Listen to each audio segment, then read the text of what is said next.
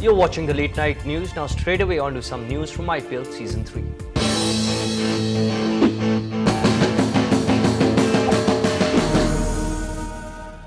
Now after the Chennai Super Kings' successive victories, the mood in the CSK camp is upbeat. Although Dhoni won't play tomorrow's match against Punjab, Stephen Fleming, the coach of CSK, sounded optimistic about his team's prospects. Firstly, we realise it's only 2 wins and there's still another 11 games to go, and we've experienced it in the first 2. You can have good runs of form and then you can go into form slumps. So we're very realistic about each challenge in each game, but I guess the first goal is to make the top 4, to win the stages would be ideal, just by playing good cricket. But you just got to get to that top 4 and then play well for 2 games.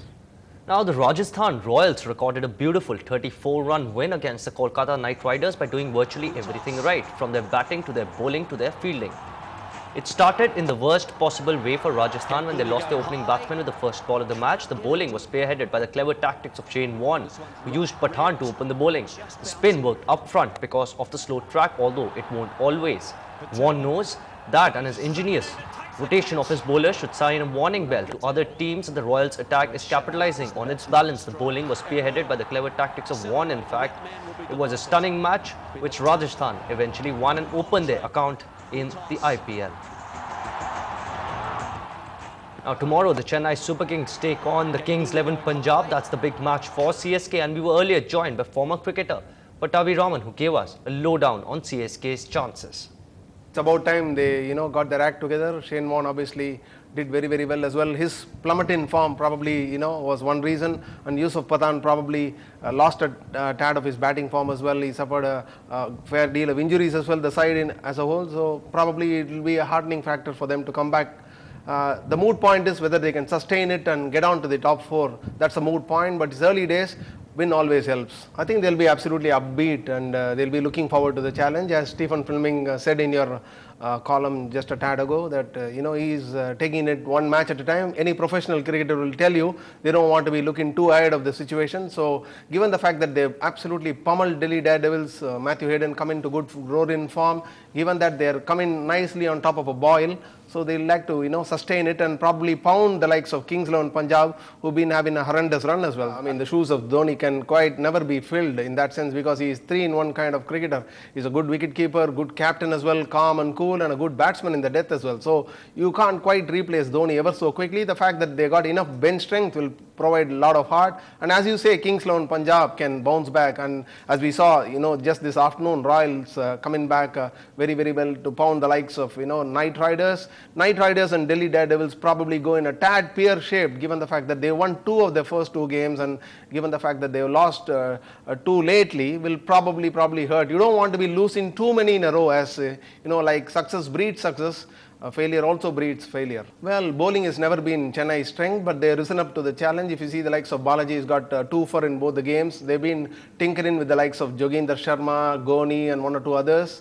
Muralidharan is coming back nicely into some kind of rhythm. He's got a 2 for as well against the likes of batting might of Delhi Daredevils on a smallish ground as well. So that will provide plenty of heart and sustenance. Bowling has never been their strength, but they're making it with the kind of cobbled up attack. They're delivering the goods. In a 2020 contest, you don't have too much of time, and on any given evening, on any given afternoon, if a bowler is doing very well, you just grab the bowler and make sure that he delivers the goods. Very early days, but if I have to stick my neck out and say Royal challengers from Bangalore are really looking the part, and you can never quite discount the likes of Delhi Daredevils. They've had a couple of horrendous days, but the likes of Dilshan and AB de Villiers not quite firing in unison, probably hurting them, given that they were doing the goods in the earlier edition as well. So if they get their act together, Delhi Daredevils is another good side, marauding side. Yeah, right. Chennai Super Kings are a good side as well. Right. Make no mistake, they're nicely coming to a good boil. Yeah, the secret is to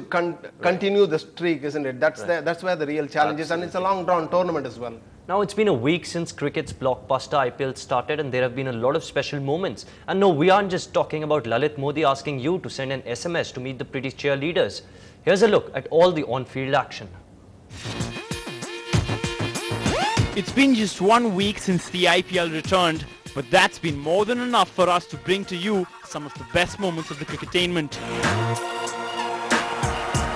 Whether it was our best wicket till now, Malinga taking out his compatriot Dilshan, This was perfect. or substitute fielder Yogesh Nagar almost becoming an astronaut after this blinder, or this blast from the blaster, Yusuf Pathan's 37-ball 100, the fastest of the IPL.